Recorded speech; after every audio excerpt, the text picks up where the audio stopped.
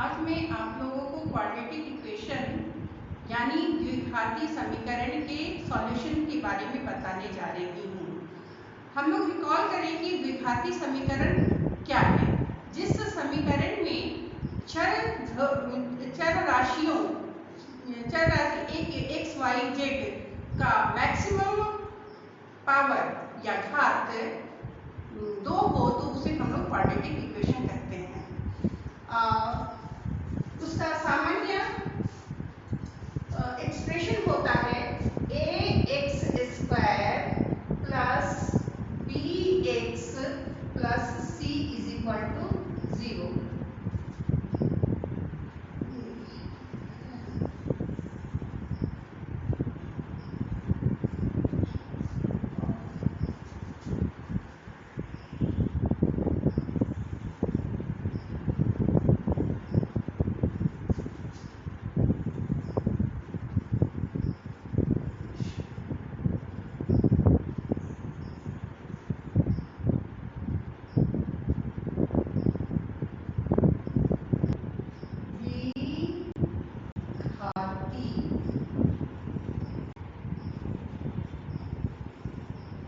समीकरणों का हल हम लोग देखेंगे। द्विघाती समीकरणों के सॉल्यूशंस के लिए 3 विधियां हैं। पहला है गुणनखंड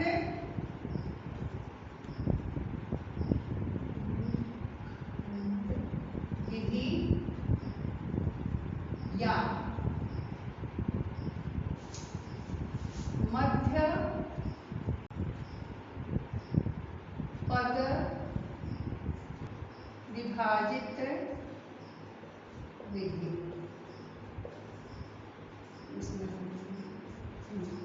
इंग्लिश में इसको कहेंगे factorisation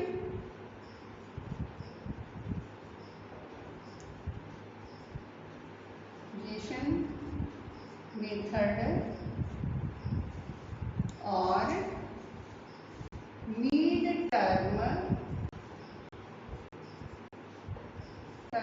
split method.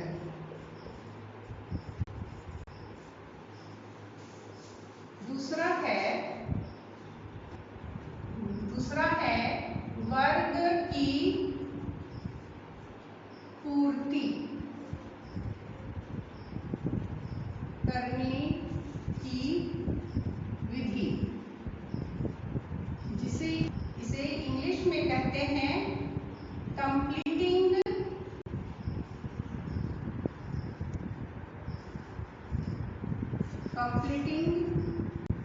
Square method.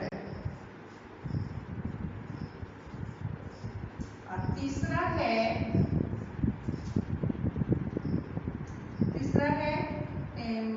Formula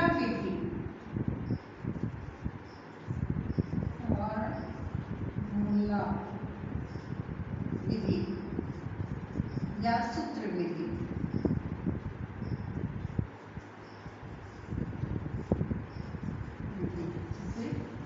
English में भी फॉर्मूला मेथड कहते हैं। अब हम लोग एक एक करके सबका उदाहरण के साथ समझेंगे कि किस तरह से इसको क्वाड्रेटिक इक्वेशन को हर विधि के द्वारा सॉल्व करते हैं। पहले हम लोग पहले विधि को लेते हैं यानी factorisation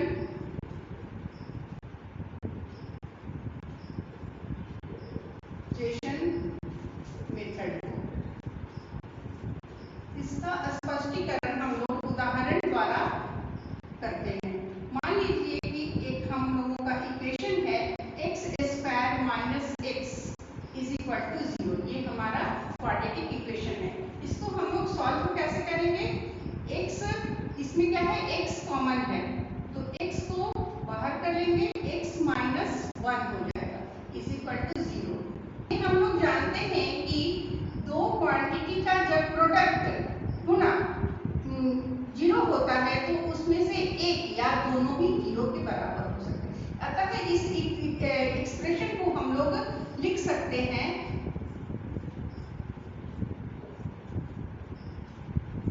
either x is equal to 0 और x माइनस, क्योंकि ये हमारा दो एक्सप्रेशन है, इज इक्वल टू 0।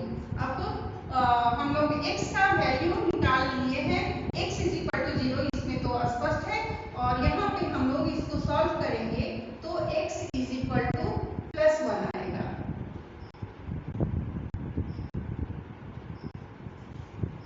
तो यहाँ अर्थात ये हुआ हमारा x इज इक्वल टू हो जाएगा 0 और +1 वैल्यू आएगा, ये हमारा। और क्वाड्रेटिक इक्वेशन में हम हमेशा देखते हैं कि हमारे वेरिएबल्स के दो रूट प्राप्त होते हैं, दो वैल्यू प्राप्त होते हैं, जो इस इक्वेशन के लिए सत्य होता है। तो दूसरे उदाहरण से स्पष्ट कर सकते हैं, जैसे कि हमारा इक्वेशन क्वाड्रेटिक इक्वेशन है x² + 5x + 6 is equal to 0। इसको हम लोग फैक्टराइजेशन मेथड से सॉल्व करते हैं। तो इसमें हम लोग क्या करते हैं कि ये मिड टर्म जो 5x है उसको दो भागों में बांटेंगे। तो इसको कैसे कर सकते हैं, 3 + 2 5 इज इक्वल टू 5, इसको ये करेंगे। और ये जो उसका प्रोडक्ट होना चाहिए, ये तीसरा टर्म जो है हमारा c, वो उसके बराबर होना चाहिए। तो 3 × 2 इज इक्वल टू 6 आएगा। तो इसमें हम लोग इसको इस तरह से लिख सकते हैं, x² प्लस, यहाँ प्लस माइनस का कोई प्लस है इसलिए कोई दिक्कत नहीं है, plus 3x + 2x + 6 is equal to 0। Implies that इसमें हम लोगों का कॉमन हो जाएगा, इन पूरे टर्म में x कॉमन हो जाएगा, तो इधर x बचा और लेफ्ट और 3 प्लस इसमें 2 कॉमन ले लेंगे हम लोग, x + 3। तो हमारा दो टर्म मालूम हुआ, इसमें से अब इनमें से क्या कॉमन है इसको लिखेंगे पहले, x + 3 और ये x + 2 इज इक्वल टू 0। तो उसी तरह से जैसे दो क्वांटिटी हमें प्राप्त हुई है वो 0 के बराबर है, तो इसमें से एक या दोनों ही 0 हो सकते हैं। तो इसको हम लोग इस तरह से लिख सकते हैं, either x + 3 is equal to 0 और x + 2 is equal to 0। Implies that x is equal to -3 और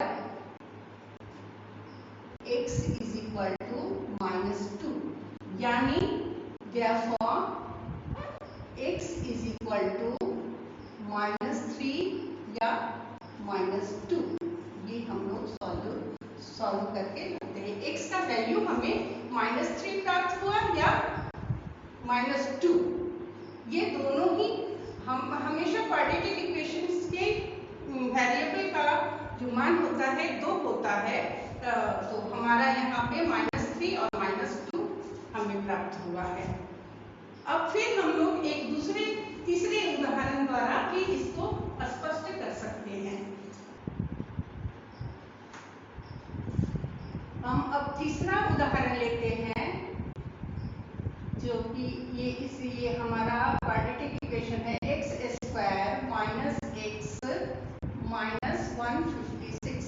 इसको कैसे सॉल्व करते हैं हम लोग, यहाँ -1 है और ये -56 है, इसको हम लोग सॉल्व करने का -156 को हम लोग इस तरह से दो भागों में बांटेंगे कि हमारा -1 आ जाए, बीच का टर्म जो है, मिड टर्म जो है वो -1 आ जाए। तो इसको हम लोग देखते हैं, पहले हम लोग इसको 156 को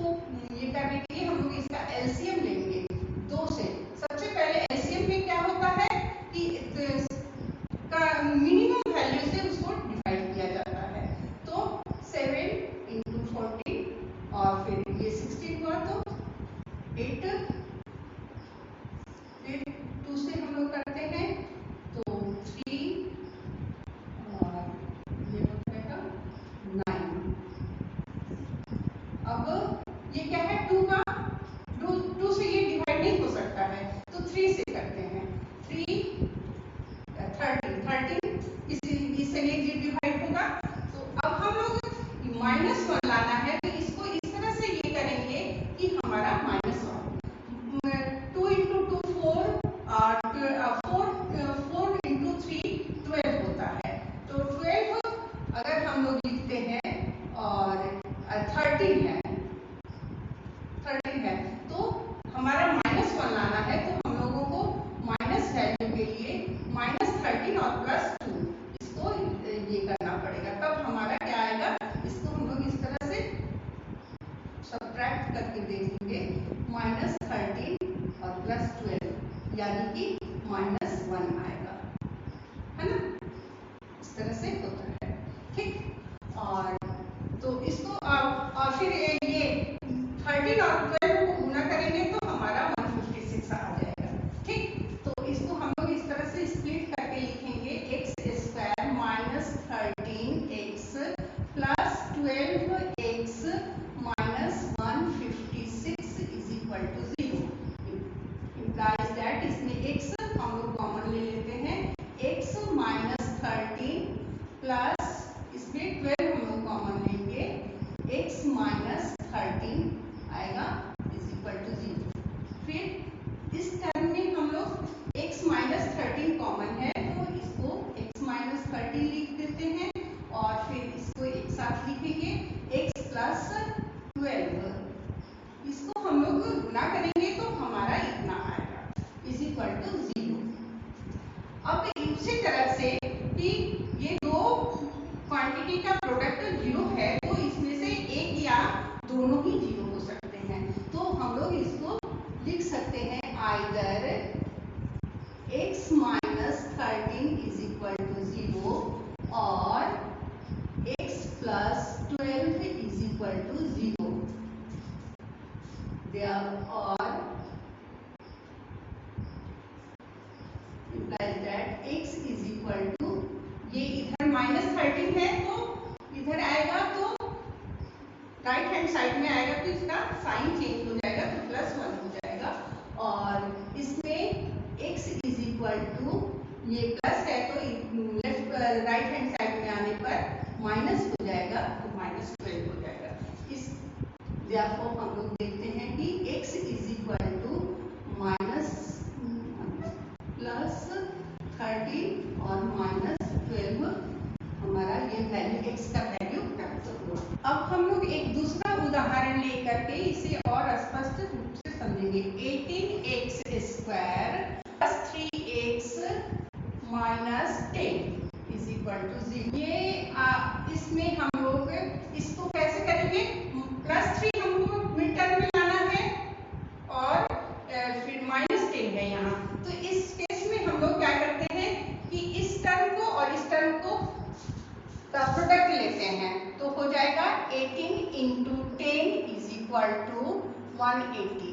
अब इसको डिवाइड इस तरह से हम लोग डिवाइड करेंगे कि हमारा +3 आ जाए, तो इसमें हम 180 का फिर एलसीएम ले लेते हैं, तो मिनिमम वैल्यू 2 से हम लोग इसको ये डिवाइड करते जाएंगे, तो ये 90 हो जाएगा और फिर 2 से करेंगे तो 45 होगा। फिर ये क्या है, 45 है, 45 को हम लोग क्या 2 से कर सकते हैं, नहीं कर सकते हैं, तो 3 से करते हैं, 3 यानी 15 और 15 को फिर 3 से करते हैं तो 5 हो जाएगा। हाँ, तो इस तरह से हमारा क्या होगा, हमारा ये हमको एलसीएम प्राप्त हुआ। तो इसको हम लोग इस तरह से अरेंज करते हैं, करेंगे कि +3 हमारा आ जाए जोड़ने और घटाने के बाद, ठीक। तो इसको हम लोग 2 into 3 into 3 into 5, तो ये देखते हैं कि कैसे 3 आएगा। तो 2 into 2 4 12 और ये 15, इनको इनके साथ रखते हैं हम लोग, है ना। तो ये हो जाएगा 2 into 2 into 3 is equal to 12 और 3 into 5 इज इक्वल टू 15। तो हम लोग का +3 है, तो हम लोग इसको कैसे करेंगे, +3 के लिए ज़्यादा वैल्यू वाले को प्लस से और इसको कम वाले को, तो हमारा क्या आएगा 3 प्लस 3 हो गया। तो इसको हम लोग 12 और 15 में तोड़ दिए, स्प्लिट कर दिए, है ना। तो इसको फिर हम लोग लिख सकते हैं 18x² plus 15x minus 12x minus 10 is equal to 0। Implies that इसमें से हमारा क्या कॉमन हो सकता है, 6 3 जा 18 और 5 3 जा 15। तो हम लोग इसमें 3 दोनों में ही कॉमन है, तो 3 और x को 3x को कॉमन कर लिए और ये 6x बचा और ये 5 रहा। इसमें हम लोगों को ये है हमारा प्लस है, जिसको प्लस लेने के लिए माइनस कॉमन ले लेंगे और इसमें से क्या हमारा कॉमन हो सकता है, 2 हो सकता है। तो 2 6x प्लस ये क्या होता है, माइनस माइनस प्लस हो जाता है, तो प्लस हो गया और ये 5 2 जा 10 होता है जिस तरह से। अब इसमें हम लोग देखते हैं कि ये टर्म और ये टर्म कॉमन है, तो इसको हम लोग लिखते हैं 6x कॉमन ले लिए हम लोग और 3x माइनस 2 ये हमारा बचा। हाँ, तो फिर हम लोग देखते हैं कि या तो दो क्वांटिटी का प्रोडक्ट 0 है, तो दोनों में से कोई एक या दोनों ही 0 हो सकते हैं। तो हम लोग इसको इस तरह से फिर लिख सकते हैं, either 6x plus 5 is equal to 0 और 3x minus 2 is equal to 0। implies that 6x is equal to minus 5 हो जाएगा और 3x इज इक्वल टू 2 हो जाएगा। ये x का वैल्यू निकालेंगे तो ये मल्टीप्लिकेशन में है, तो क्या होगा, इधर जाएगा तो ये डिनोमिनेटर बन जाएगा -5/6 और यहाँ भी हो जाएगा, यहाँ साइन प्लस है क्योंकि यहाँ ये राइट हैंड साइड में -2 आया तो +2 हो गया है, तो 2/3 ये हो गया। एक वैल्यू हमें ये मिला x का और दूसरा वैल्यू ये मिला, तो therefore x is equal to -5/6 और x इज इक्वल टू 2/3। ये हमारा आंसर है, ये सॉल्यूशन हुआ और x का वैल्यू हमें 2 प्राप्त हुए। ठीक, ओके। फैक्टराइजेशन मेथड हम लोगों ने समझ लिया।